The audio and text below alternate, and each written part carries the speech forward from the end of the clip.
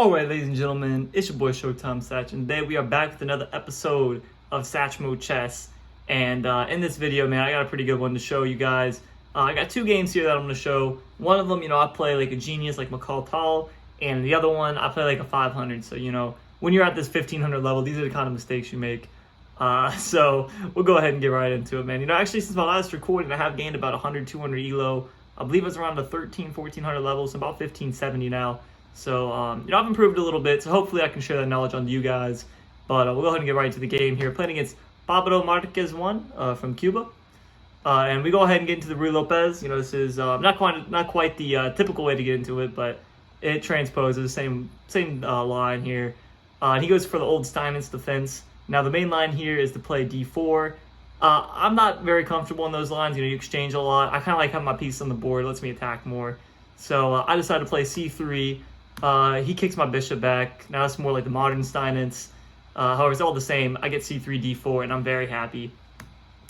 In this position, he chooses, not to take the pawn. So I decides to kick my bishop back instead, get rid of the pin that was kind of there, and I bring it back to c2. Computer likes b3, but in case of knight f6, this defends the pawn. So he plays h6 here, and I castle. So I'm very happy. And right here, now they give him his first question mark in the game. This isn't really a bad move, and especially even at my level, it doesn't even really matter.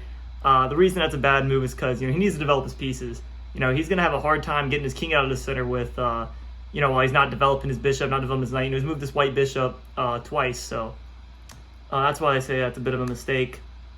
And it doesn't take but 10 moves for us to have the first blunder of the game.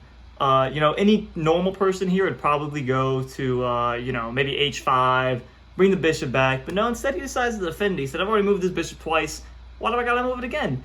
And now the idea here is that after takes, and if he decides to move this knight or whatever, he's gonna have a nice h-file to attack on. Now, perfect play says, I'm +5 right here, but I'm a 1500, we don't have perfect play, and I get scared of this little attack, so I decided to give him the knight back. So I think at the end of this, I ended up winning the pawn throughout all the trades, but probably wasn't the best to open up this h-file for attack. And I should have kept on to the knight, but nevertheless, here we are, back to even. I think Stockfish wants to smack me over the face with a phone book right now, but luckily it can't. I decided to close up the center, allows for more attacking opportunities, also pushes his knight away, so that's very good. And I play a4 here. Now, the idea behind a4 is that if he takes, I get to take back with the bishop, that's a check. And now this rook would be staring at it. It'd be really nice. It'd be a nice position. However, we don't get in that. He doesn't take it. Instead, he blunders the rook here because the only defender of this rook is the knight. So after I take the knight, if you were to take back with the bishop, I'd get the rook for free. Now he realizes that and brings the rook back so that it is not under attack. However, that gives me a free pawn. We go here, and I try to end up making it a trade, because right now this bishop's pretty trapped. So I take the pawn over here, hoping he takes my bishop and I get the rook for free. However, that doesn't happen. He takes the pawn back, and now I just play a desperado move. I'm gonna lose the bishop anyways. Might as well destroy the center a little bit. That's what I do. Now it's just a matter of bringing my pieces into the attack. And right here probably wasn't the smartest move for him. He decides that his king's not really safe in the center, so he tries to get it over to the side. But that's a bit of a bad move. I could have forked the king and the rook here, but I missed it and just take the free pawn. Not the smartest play on my end, but, what are you going to do? Right here, I'm just dancing my queen about. He doubles up the rooks along the 6th rank, so trying to create some trouble for me. I push the pawn, just trying to really break everything open, get rid of this last pawn. If you were to take, I'd push my pawn. That was kind of the idea here, and just create a big, strong attack on this king, who is very vulnerable in the center of the board. Instead, I play here, which is a blunder. I'll go ahead and show you the moves here because the bishop checks, and then I have to block because if I go to the h-file, I'm just losing. That's about checkmate. So luckily, though, my opponent does not see that.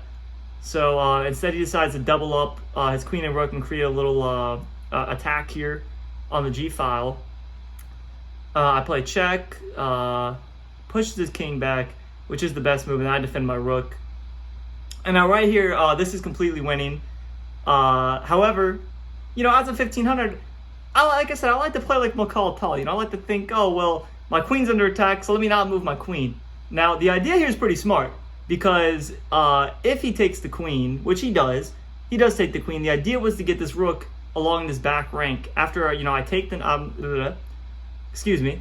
After I take this knight, I can almost create a checkmate attack here with bishop takes and rook to the 8th rank. Now, once again, that same move, the bishop pinning the knight would win the game for me. Actually, I think here, yeah, he sacrifices, then attacks with the bishop.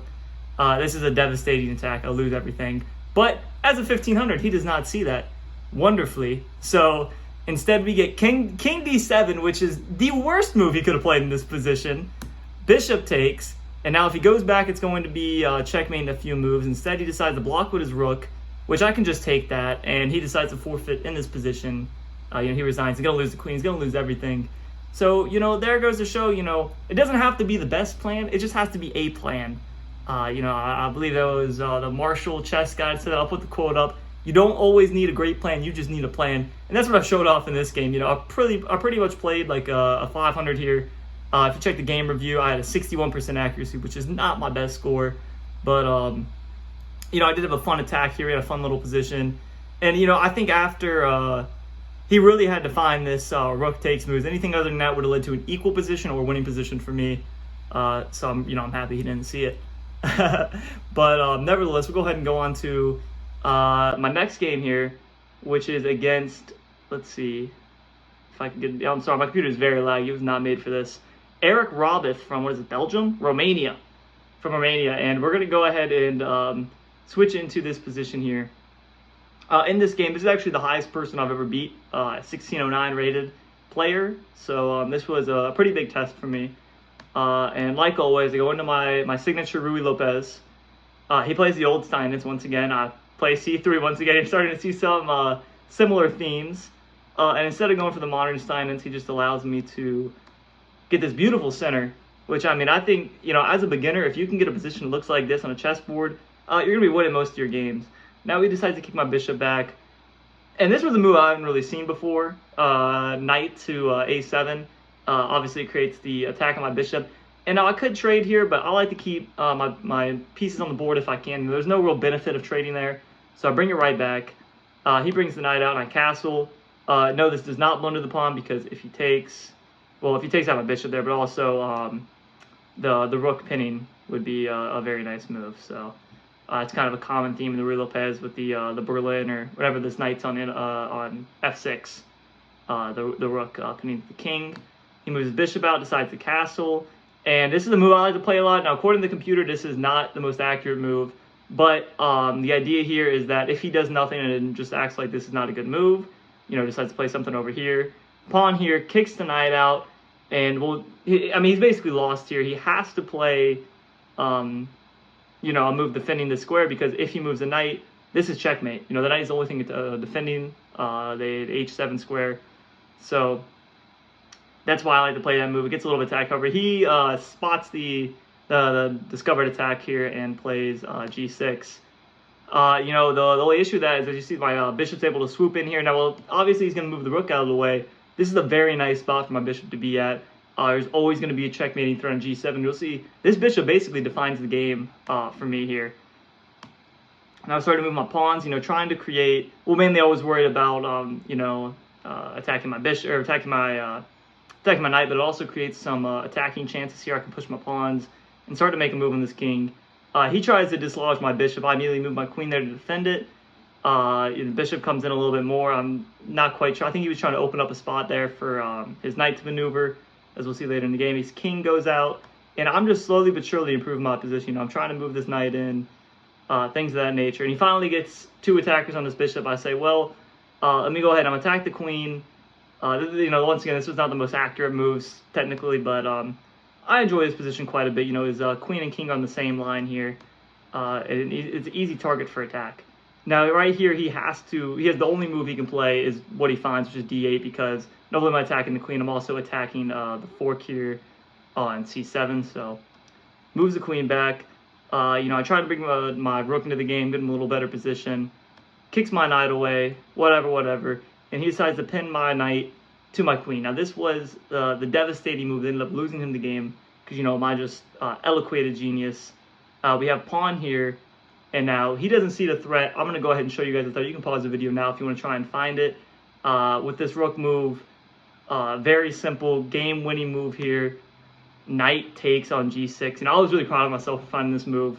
I did set it up earlier with that pawn push. But now he has two choices. He can take with the pawn and lose the queen, or he can take with the queen and lose his queen.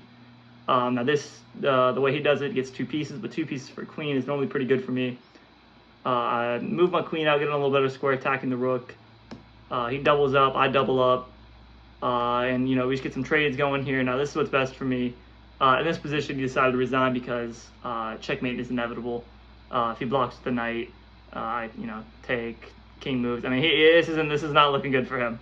So these are my two games I had to show you guys. I hope you enjoyed them. If you want to check me out on chess.com, you know, maybe play me for a match or two, let me know in the comments below.